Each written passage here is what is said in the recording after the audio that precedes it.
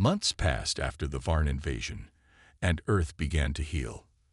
The scars of battle remained: burnt fields, shattered buildings, and memorials for those who had lost their lives. But life slowly returned to a semblance of normalcy. Yet beneath the surface, humanity had changed. The galaxy now knew Earth as a dangerous planet, one that would not hesitate to fight back.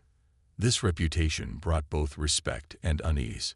Captain Ryan Carter stood on the bridge of the Odyssey, staring at the stars. The ship was docked in orbit, serving as a sentinel guarding Earth from any new threats. Laura Bennett joined him, her expression thoughtful. "Do you think we've truly earned this label?" she asked. "Or is it just fear talking?" Ryan glanced at her. "Maybe it's both. Fear can be powerful, but so can hope. If aliens see us as dangerous, maybe they'll also see us as worth protecting, or even befriending." Laura nodded. "I just hope we don't let this reputation define us completely. Being dangerous doesn't mean we have to stop trying to understand others." Back on Earth, Emily Dawson published her first article about the events that had unfolded. It wasn't just a story of war. It was a reflection on humanity's place in the universe. She wrote about courage, unity, and the importance of standing firm while keeping an open mind. Her words resonated with readers around the world, sparking conversations about how humanity should move forward. Alex Monroe continued his research, poring over data and documents in search of clues about other civilizations. He believed that understanding the galaxy was key to surviving it. "Knowledge is our best weapon," he often said. Together, Emily and Alex founded a group dedicated to studying alien encounters and fostering peaceful contact when possible. They called it the Interstellar Outreach Initiative, a name chosen to emphasize connection rather than conflict. General Sarah Mitchell retired from active duty but remained a symbol of strength and resilience. She traveled the globe, speaking to crowds about the lessons learned during the Varn invasion. "We showed the galaxy what we're made of," she told them. "But we must never forget that survival isn't enough. We need to build something better, a future where no one has to live in fear." Jack Harper returned to civilian life, though he stayed involved in training new recruits. His experience had taught him that preparation was critical, but so was adaptability. The next threat might look nothing like the last. He warned his students, "Be ready for anything, and trust each other." Victor Kane disappeared into the stars once more, leaving behind only vague promises to return if needed. Before he left, he gave Emily a small device containing encrypted files. "For when you're ready," he said with a wink. No one knew exactly what the files contained, but Emily suspected they held secrets that could shape humanity's future. As time went on, Earth's borders remained quiet. Alien ships occasionally appeared on long-range scanners, but none ventured too close. Humanity's reputation kept most species at bay, though whispers of alliances and rivalries reached Earth through intercepted signals. The galaxy was vast, and its politics were complex, but Earth had carved out a fragile peace. One evening, Ryan stood outside the Odyssey, watching the sunset paint the horizon in shades of orange and red. Laura joined him, holding 2 cups of coffee. "Do you think we'll ever really belong out there?" she asked, gesturing toward the stars. Ryan smiled faintly. "Maybe not yet, but we're learning. And as long as we keep fighting, not just for ourselves, but for something greater, we'll find our place." The stars twinkled above, distant and mysterious. Earth had proven itself capable of standing against the darkness, but the journey ahead would require more than strength. It would demand wisdom, patience, and a willingness to reach across divides. For now, though, humanity had earned its moment of rest, a chance to rebuild, reflect, and dream of a brighter future among the stars. As the Varn fleet retreated into the void of space, Earth was left scared but standing. Smoke rose from cities reduced to rubble, and the skies were streaked with the trails of falling debris. Yet amidst the destruction, there was a sense of triumph, a quiet pride that humanity had once again fought back against overwhelming odds. The battle had been won, But the war for Earth's future was far from over. In the aftermath, Emily Dawson and Alex Monroe worked tirelessly to broadcast their findings to the galaxy. Using hacked communication arrays aboard the Odyssey *, they sent a message far beyond Earth's solar system. It wasn't a cry for help or a plea for peace. It was a declaration. The transmission told the story of humanity's resilience, its courage, and its refusal to bow to any threat. "We are not conquerors," Emily narrated as the signal went live. "We do not seek power or domination, but we will defend our home with everything we have. To those who wish to harm us, know this: Earth is not easy prey. To those who respect us, we extend an open hand. This planet may be dangerous, but it is also full of hope." The message spread quickly, carried by interstellar networks and relay stations. Across the galaxy, species tuned in to hear the voice of a small blue world that had earned its reputation through blood, sweat, and defiance. Some listened with admiration, others with caution. The Varn Dominion, still licking its wounds after the failed invasion, received the broadcast in silence. For them, it was both a warning and a challenge. On board the Odyssey *, Captain Ryan Carter reflected on what had happened. He stood alone on the observation deck, staring out at the stars. Laura joined him after a while, her face pale but resolute. "Do you think they'll try again?" she asked softly. Ryan sighed. "Probably. The Varn don't strike me as the type to give up easily. But if they come back, they'll know exactly what they're walking into." Laura nodded. "And maybe that's enough. Maybe knowing we'll fight makes all the difference." Back on Earth, General Sarah Mitchell oversaw the cleanup efforts. Soldiers and civilians worked side by side, clearing debris and tending to the wounded. Jack Harper, battered but alive, walked through the ruins of a city he had helped defend. His uniform was torn, his face smeared with soot, but his eyes burned with determination. Humanity had survived worse than this, and it would survive again. Emily and Alex watched the global response to their broadcast unfold. Social media lit up with messages of gratitude and solidarity. People around the world shared stories of how ordinary citizens had risen to meet extraordinary challenges. Governments pledged to strengthen alliances and invest in defense systems. For the first time in history, humanity felt united, not just as nations, but as a single species facing the vast unknown together. Victor Kane, now working closely with Ryan and the crew of the Odyssey *, leaned back in his chair and smirked. "You've done something no one else could," he said to Emily. "You've made Earth a legend." But legends came with consequences. As the days passed, reports began trickling in about increased activity near Earth's borders. Ships belonging to other alien races lingered at the edge of the solar system, watching and waiting. Some were curious, others cautious, but none dared to cross the line. Earth had proven itself too dangerous to mess with, but that didn't mean everyone would stay away forever. One evening, Emily sat on her apartment balcony, staring at the night sky. Alex joined her, holding 2 cups of coffee. "Do you think we've bought ourselves some time?" he asked. Emily sipped her drink and smiled faintly. "I think we've shown the galaxy who we are. Whether that scares them off or draws them closer, well, we'll deal with that when it comes." Above them, the stars twinkled silently, distant witnesses to a planet that refused to back down. Whatever the future held, humanity was ready. They had faced the darkness and emerged stronger, and they would do it again, no matter what the universe threw their way. The Varn fleet arrived in Earth's solar system with terrifying speed and precision. Their ships, massive and angular, cast long shadows over the planet as they descended into orbit. The invasion was not subtle. Dozens of vessels unleashed swarms of smaller craft, each one bristling with weapons capable of leveling entire cities. Humanity had prepared for this moment, but nothing could truly ready them for the scale of the assault. General Sarah Mitchell stood in the command center, her eyes fixed on the holographic display, showing the positions of the enemy forces. Around her, officers shouted orders and relayed updates as alarms blared throughout the facility. "They're targeting major population centers first," she said, her voice calm despite the chaos. "Deploy the EMP grids and activate the decoy signals. We need to slow them down."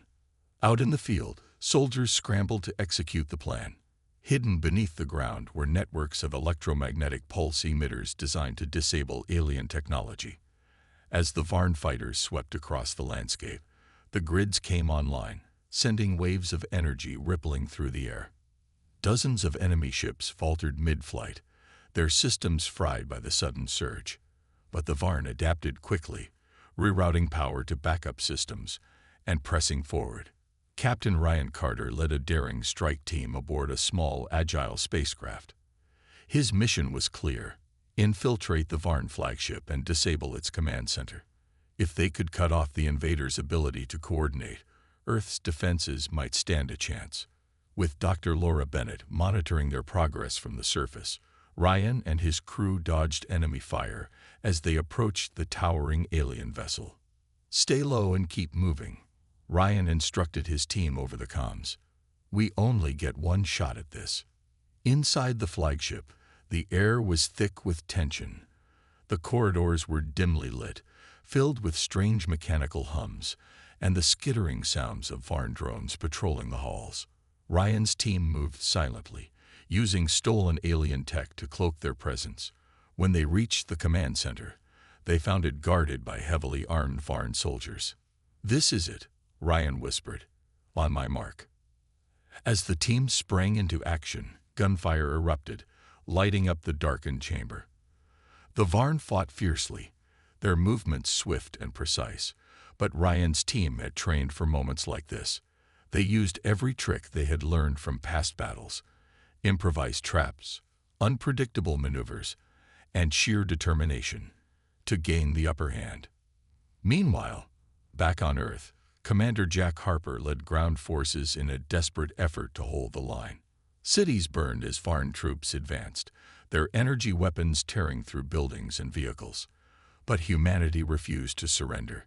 Civilians joined the fight alongside soldiers, wielding makeshift weapons and setting ambushes in the ruins of their homes. Every street became a battleground, every corner a potential trap. In the skies above, fighter jets engaged the remaining Varn ships in dogfights that lit up the horizon. Pilots pushed their machines to the limit, weaving through enemy fire and launching missiles with pinpoint accuracy. One by one, the alien vessels fell, their burning wreckage crashing to the ground below. Despite the heavy losses, the tide began to turn. The EMP grids continued to disrupt the Varn's technology, while the decoy signals confused their targeting systems. On the flagship, Ryan's team finally breached the command center. As he planted explosives around the core, Ryan thought about all the sacrifices made to reach this moment. "Hold on, everyone," he said into his communicator. "This is for Earth." The explosion ripped through the ship, sending shockwaves through the Varn fleet. Their coordination shattered. The invaders began retreating, their once unstoppable force reduced to chaos. Below, Sarah watched as the enemy ships pulled back, their retreat marked by trails of smoke and fire. For now, Earth was safe, but Ryan knew the galaxy would never forget what humanity was capable of. The Odyssey raced back toward Earth, its engines pushed to their limits. Captain Ryan Carter stood on the bridge, staring at the glowing blue orb growing larger in the viewport. He had sent a priority message ahead to Global Defense Command, warning them about the Varn Dominion's potential plans. Now all he could do was wait, and hope they would take the threat seriously. Back on Earth, Emily Dawson and Alex Monroe were already working against the clock. They had uploaded their findings to an encrypted server and prepared to release the information to the public. But before they could hit send, a knock came at Emily's apartment door. "Who is it?" Emily called out cautiously. A deep voice answered, "It's General Sarah Mitchell. We need to talk." Emily exchanged a nervous glance with Alex. Neither of them had expected the military to show up so soon. Taking a deep breath, she opened the door. General Mitchell stepped inside, her sharp eyes scanning the room. She was dressed in plain civilian clothes, but her commanding presence filled the space. "I know what you two have been doing," Mitchell said without preamble, "and I'm here to stop you from making a mistake." "We're not making a mistake," Emily shot back, standing her ground. "People deserve to know the truth.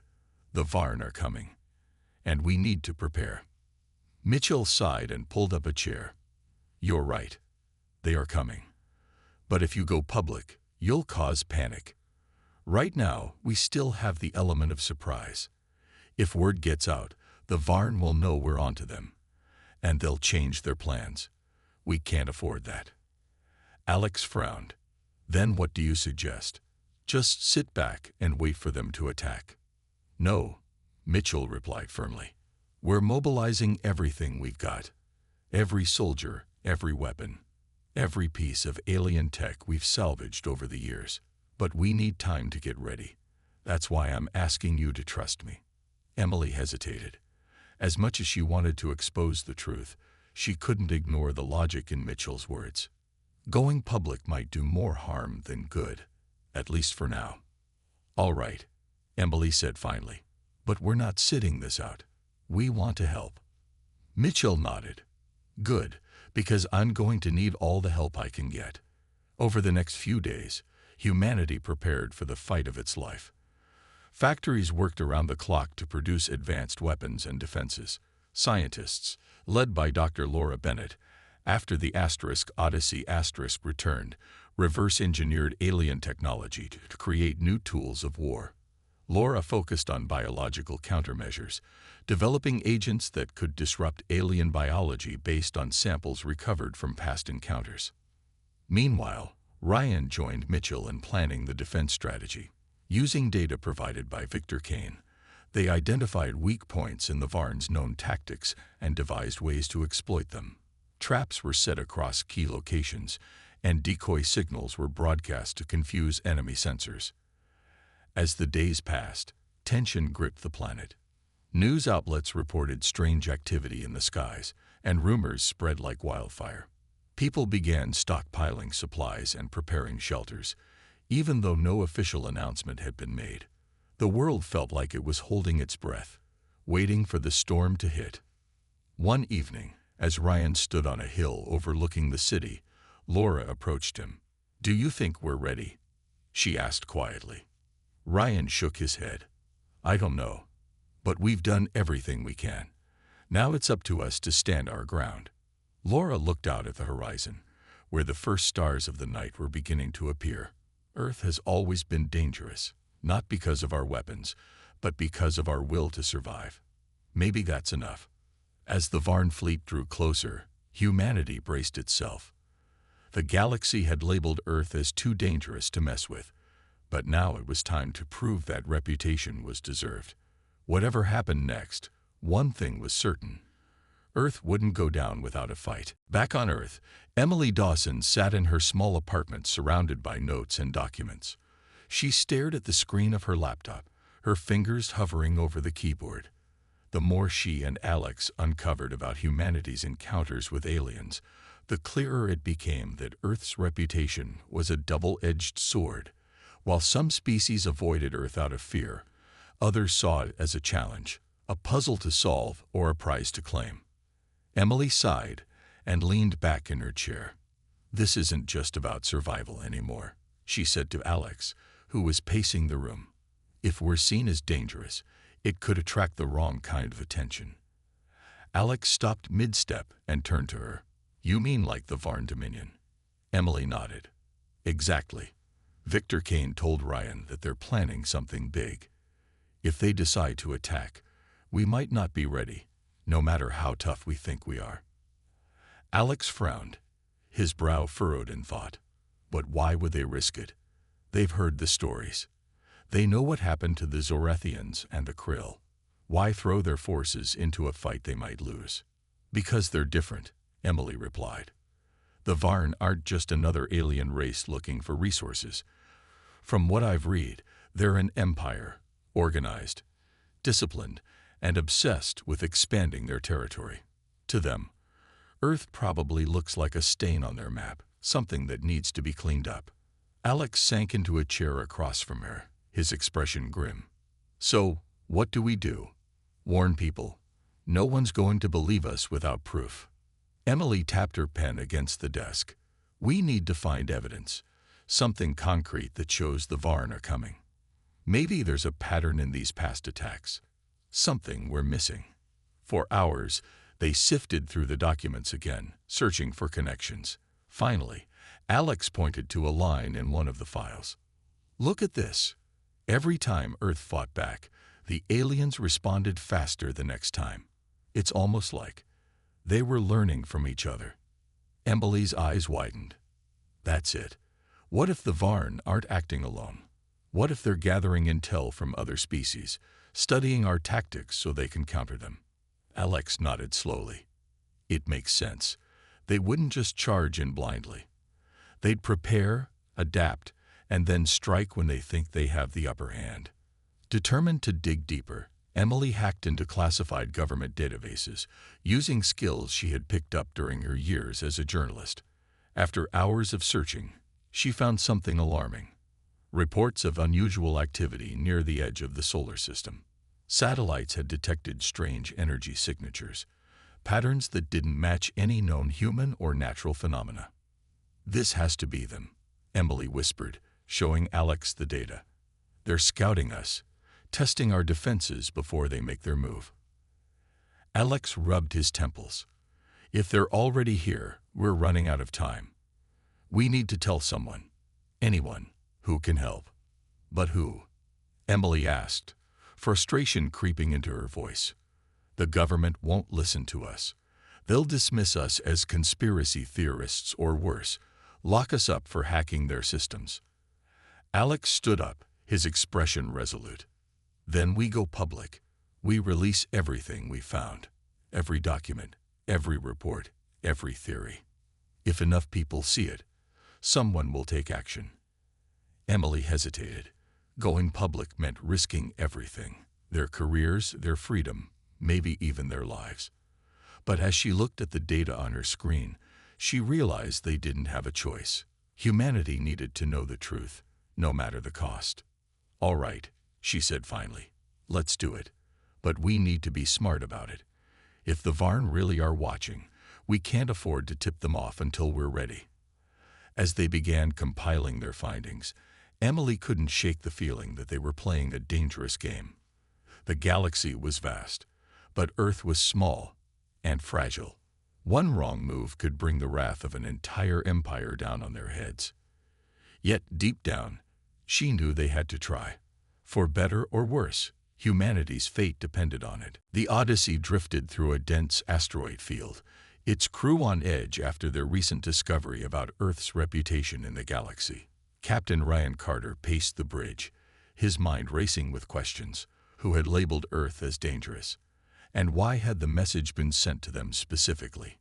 He knew they needed answers, but finding them wouldn't be easy. Captain, called out Ensign Mia Torres from her station near the front of the bridge. We're picking up a small vessel approaching us.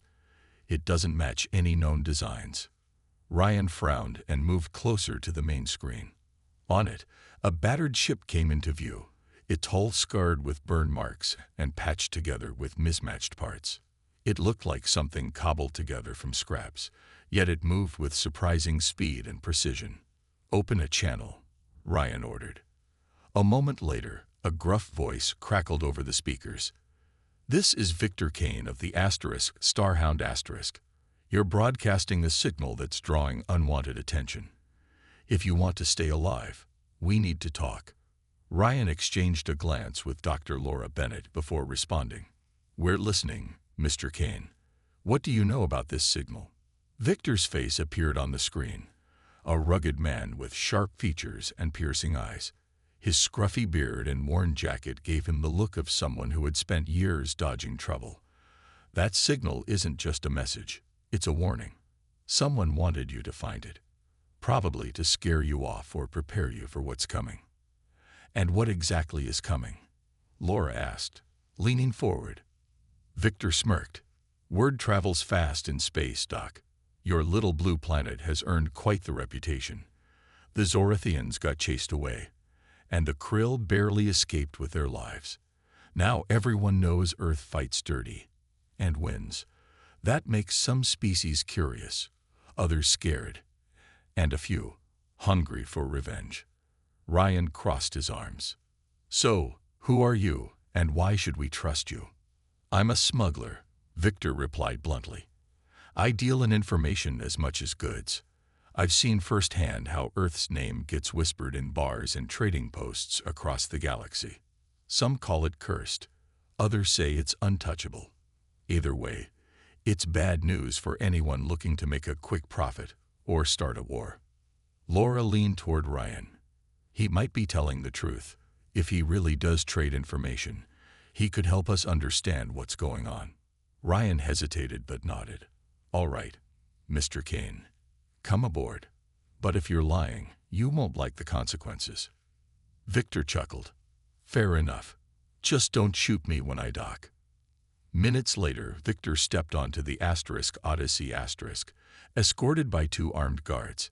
He carried a satchel slung over his shoulder, which he set down on the table in the briefing room. Inside were data chips, maps, and strange alien artifacts. "This is everything I've gathered about Earth's reputation," Victor said, spreading the items out. "Some of it's old news, some of it's fresh. Take the Varn Dominion, for example. They're powerful, ruthless, and they don't take kindly to being told what they can't have. Word is, they're planning something big, and Earth is on their radar." Ryan's jaw tightened. Why would they risk attacking Earth after everything else has failed? "Because they're arrogant," Victor replied. "And because they think they can handle whatever Earth throws at them. But here's the thing. They're not wrong to worry. Humanity's got a knack for turning even the smallest advantage into a victory. That scares people like the Varn." Laura picked up one of the data chips and studied it. "Do you think they'll actually come?" Victor shrugged. "If I were betting on it, I'd say yes. But whether they'll succeed, that's up to you folks back home. All I can tell you is, Earth's got a target on its back now. And unless you're ready, it's only a matter of time before someone takes the shot." As Victor packed up his belongings, Ryan felt a heaviness settle in his chest. The stakes were higher than he'd imagined. Earth wasn't just dangerous.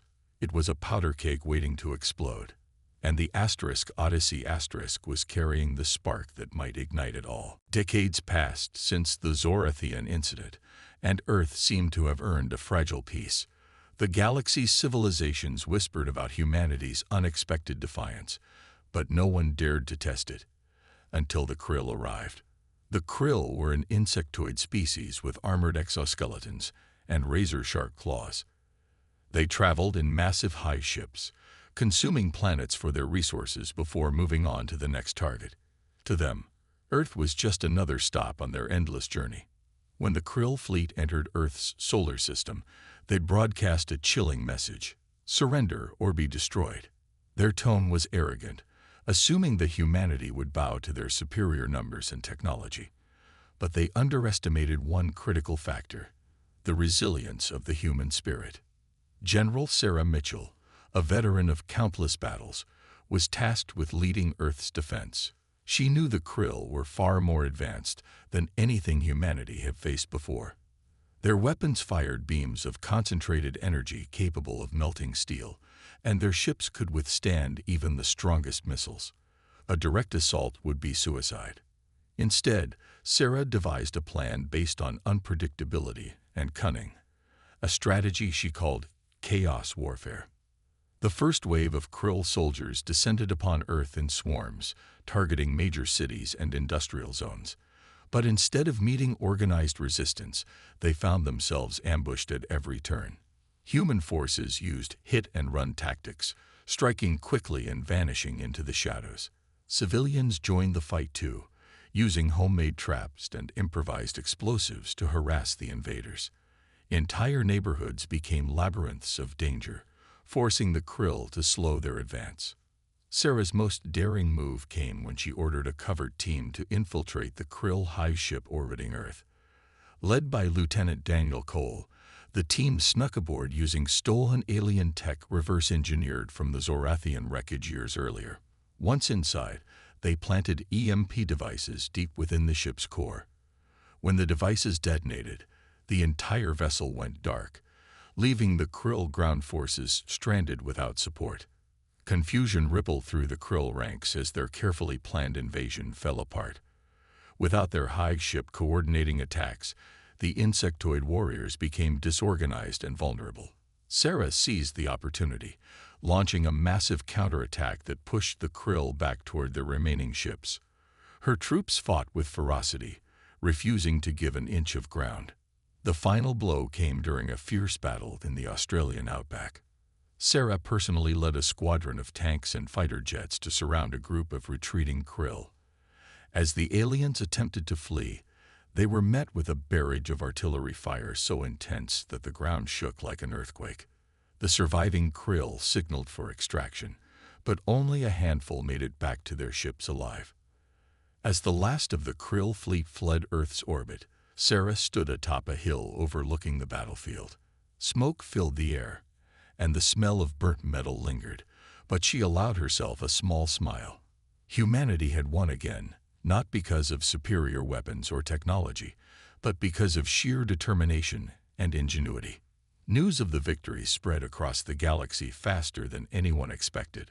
Other civilizations, who had been watching the conflict closely, began to see Earth not as a weak planet ripe for conquest, but as a dangerous adversary.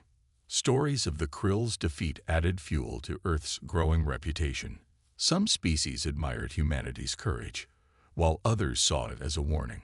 Either way, one thing was clear: messing with Earth came at a cost.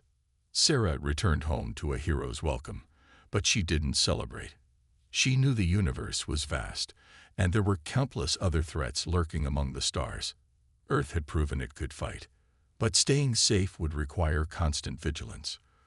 For now, though, humanity had earned a moment of peace, and Sarah intended to make the most of it. Years before Emily Dawson and Alex Monroe began their investigation, humanity's first recorded encounter with extraterrestrial life took place in a quiet desert region of Nevada.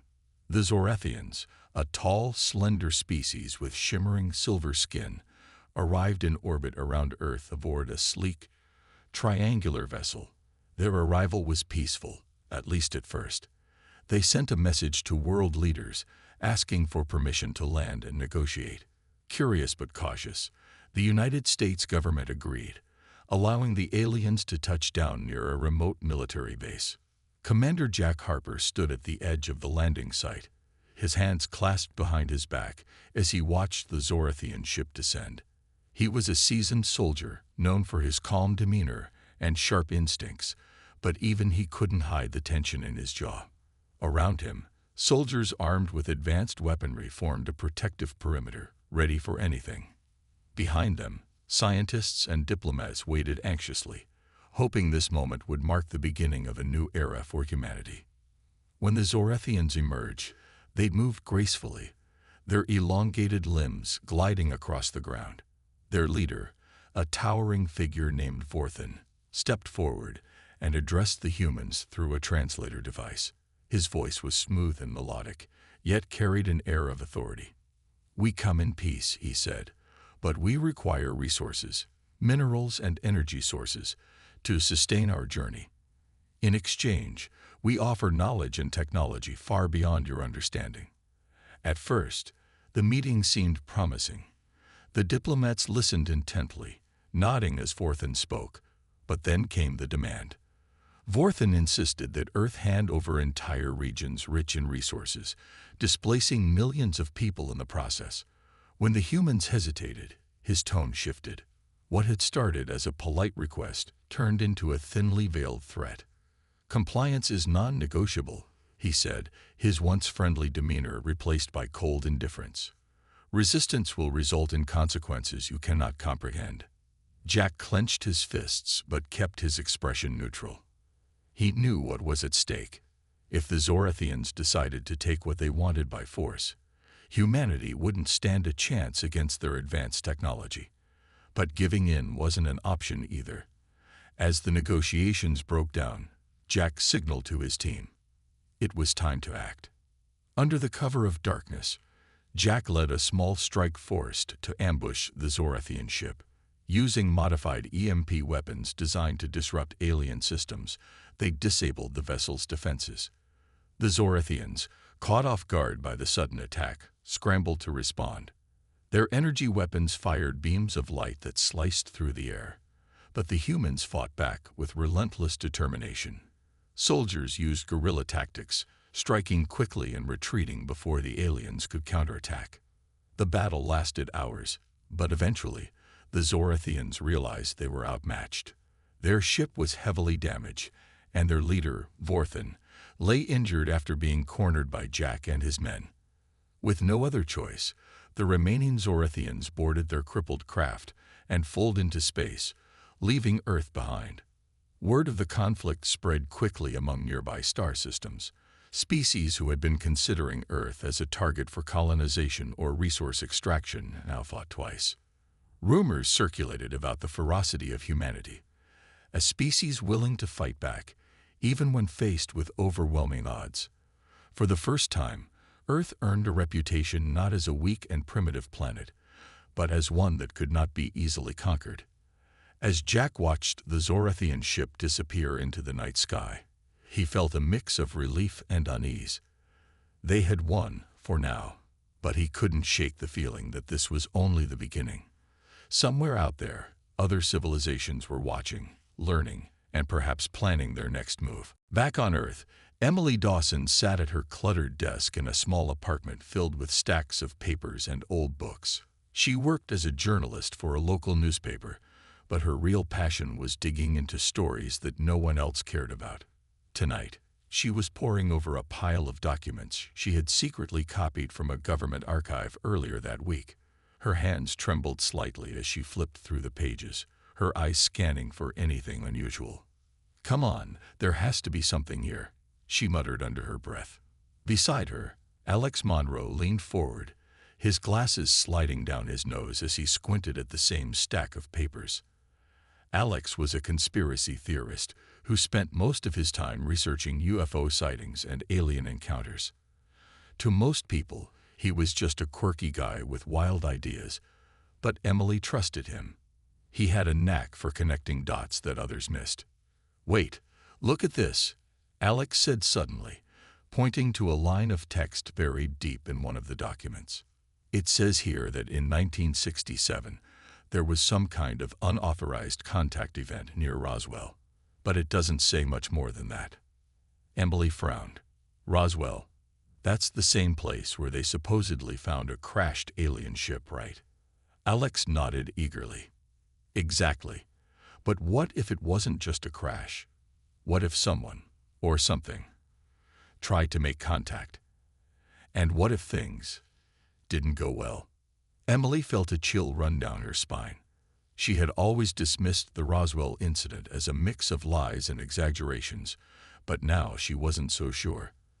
The document didn't provide many details, but the tone suggested secrecy, and maybe even fear. Whoever wrote it seemed desperate to keep it hidden. Over the next few days, Emily and Alex dug deeper. They visited libraries, scoured online forums, and even interviewed retired military personnel who claimed to know more than they were allowed to say. Slowly, pieces of a strange puzzle began to emerge. Decades ago, humans had encountered aliens, not once, but multiple times. Each encounter ended badly, often violently. The aliens came expecting cooperation or submission, but instead, they met resistance. One story stood out to Emily. It described an event in the early 2000s when a group of insect-like creatures landed in Siberia. According to the account, they demanded access to Earth's natural resources. When Russian officials refused, the creatures attacked. What happened next shocked everyone involved. A team of soldiers armed with experimental weapons managed to drive the invaders away. The battle was brutal, leaving both sides scared. But the message was clear: Earth wouldn't back down without a fight. As Emily pieced these stories together, she started to see a pattern. Humanity wasn't just surviving. It was fighting back. Every time aliens tried to take something from Earth, humans responded with surprising strength and determination. It was almost as if the planet itself had developed a reputation, a dangerous one. "Do you think this is why aliens labeled us as too dangerous?" Emily asked Alex one evening as they sat surrounded by notes and coffee cups. "It makes sense," Alex replied thoughtfully. "If word got out that Earth fights back every time someone tries to mess with it, other species might think twice before coming here. But there's also a downside. Some aliens might see this as a challenge." Emily sighed, rubbing her temples. The thought of Earth being seen as a battleground made her uneasy. Still, she couldn't deny the thrill of uncovering secrets that had been buried for so long. Whatever the truth was, she knew one thing for certain: they were only scratching the surface. The next morning, Emily decided to write an article summarizing what she and Alex had discovered. She didn't plan to publish it yet. It was too raw, too incomplete, but writing helped her organize her thoughts. As she typed, she couldn't shake the feeling that their investigation was leading them somewhere important, somewhere dangerous. The spaceship Odyssey drifted silently through the vast emptiness of space, its sleek metallic surface reflecting the faint light of a distant star. Inside, Captain Ryan Carter sat in the command chair, his eyes fixed on the glowing screens before him. The mission was supposed to be routine, a simple exploration of an uncharted region of space. But something felt different today. Maybe it was the strange energy readings they had picked up earlier, or maybe it was just the quiet unease that came with venturing so far from Earth. "Anything new on those signals?" Ryan asked, glancing over at Dr. Laura Bennett, the ship's xenobiologist. She was hunched over her workstation, her fingers flying across the keyboard as she analyzed data streaming in from their long-range sensors. "Not yet," Laura replied without looking up. Her voice carried a hint of frustration. "Whatever it is, it's not like anything we've seen before. It's almost like it's trying to hide." Ryan nodded but said nothing. He trusted Laura's instincts. She had been part of dozens of missions and had a knack for spotting things others missed. If she thought something was off, then something was definitely off. Suddenly, one of the junior officers called out from the communication station. "Captain, I think I've got something. It's faint, but it's consistent. Sounds like a distress signal." Ryan stood up immediately and walked over to the young officer's station. On the screen, a series of strange symbols pulsed rhythmically, accompanied by a low, distorted hum. "Can you clean it up?" he asked. "I'll try," the officer said, adjusting the settings. After a few tense moments, the hum began to clear, and a series of clicks and whirs emerged.